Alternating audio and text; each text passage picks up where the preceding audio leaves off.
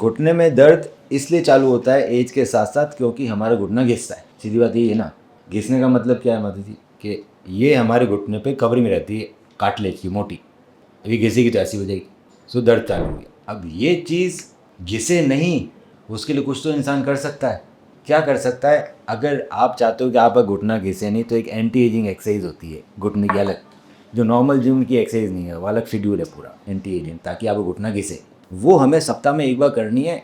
कब से करनी है? जब हम बिल्कुल छोटे हैं, 20 साल से, उससे भी पहले से। सो वो अगर हम एक्सरसाइज सप्ताह में एक बार करते रहेंगे तो हमारे घुटने सुरक्षित रहेंगे।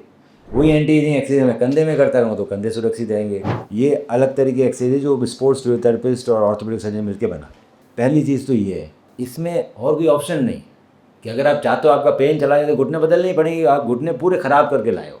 अगर आप ख़राब करके नहीं लाते, जैसे आप यंगर एज में आए थे हमारे पास, सो हम आपको एंटी एजिंग एक्सरसाइज सिखाते और हम इस तरह पहुँचते नहीं।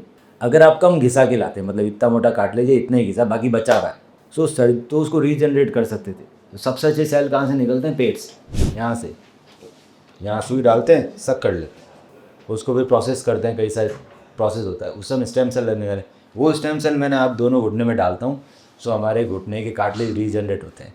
ये बेटा तकनीक तब काम करती है जब कम घिसा हुआ हो। 10 साल तक बढ़िया पेन में रिडक्शन देती है, साथ में एंटी एजिंग एक्सरसाइज चलती रहती है। सो नी एंटी एजिंग एक्सरसाइज सबसे इंपॉर्टेंट। अब अगर मेरा घुटना ख़राब हो गया है और मैं इसी में कंटिन्यू करूँ अपनी लाइफ, तो क्या नुकसान हो सकता? सपोज आप सोचो कि मैं ऑपरेशन नहीं कराऊंगी, ये मेरे को डर लगता है, क्या आगे की लाइफ रहेगी? पहली चीज़, ये बेटा और ख़राब होगा ना, घिसना रुकेगा तो नहीं, क्योंकि अब हड्डी पे हड्डी बैठ गई है, मतलब कार्टिलेज तो बचा ही नहीं, अब हड्डी पे हड्डी आ गई है।